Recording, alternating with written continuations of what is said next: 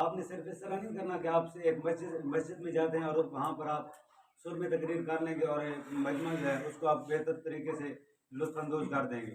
یہ نہیں ہے. آپ ہو سکتا ہے آپ میں سے کوئی جا کر پولیٹیشین بن جائے، ایسا بھی ہو سکتا ہے آپ میں سے کوئی جا کر کوئی موٹیویشنل اسپیکر بن جائے جو ہزاروں کے مجمع جو ہیں اس کے سامنے بیٹھے ہوں اور پھر وہ لوگوں کو تلقین کر رہا ہو.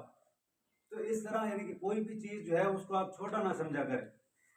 کوئی بھی تیاری. اور ایک میں نصیر کی تقریر کافی حد تک اچھی تھی، کافی بہتر تھی، لیکن صرف جو عزت نفس ہے اس پر آپ کبھی سمجھوتا نہ کیا کریں. یعنی کہ ہمیشہ جو ہے ادب آداب کو ہمیشہ ملوز خاطر رکھا کریں.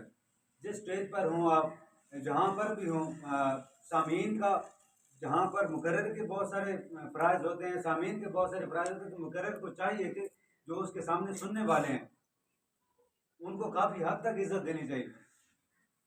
مزاج میں آپ کبھی بھی مزاحی تقریر آپ بھی آگے جو ہے وہ کسی نہ کسی کی لگے گی، تو مزاحیہ تقریر میں آپ ایسا کبھی نہ کریں گے کہ آپ کسی کی جو ہے وہ ذلت یا کسی کی تحقیر اس میں لے کر آئیں.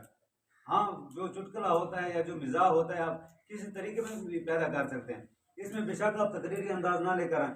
اگر آپ مزاح میں تقریر کرتے ہیں، مزاح پیدا کرنے میں آپ جس حد تک اشارے کر سکتے ہیں، جس طرح کا الفاظ میں آپ اتار اور چڑھاؤ لے کر آ سکتے ہیں تو آپ لے کر آئیں.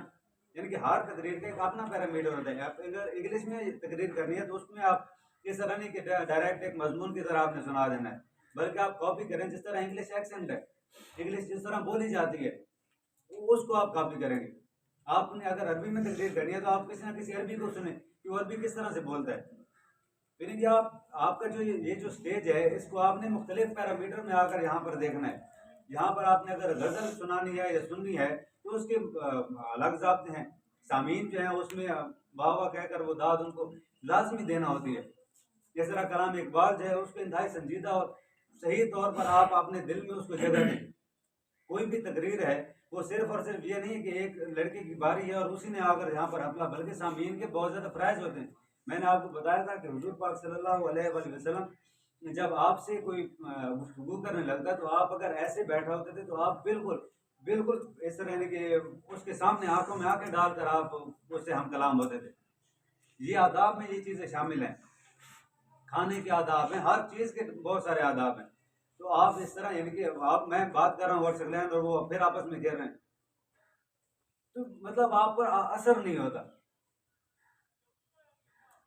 ذرا برابر بھی ہم جو کرتے رہیں، جو کہتے رہیں، جو مدارس طلباء کا بہت بڑا المیہ ہے وہ یہی ہے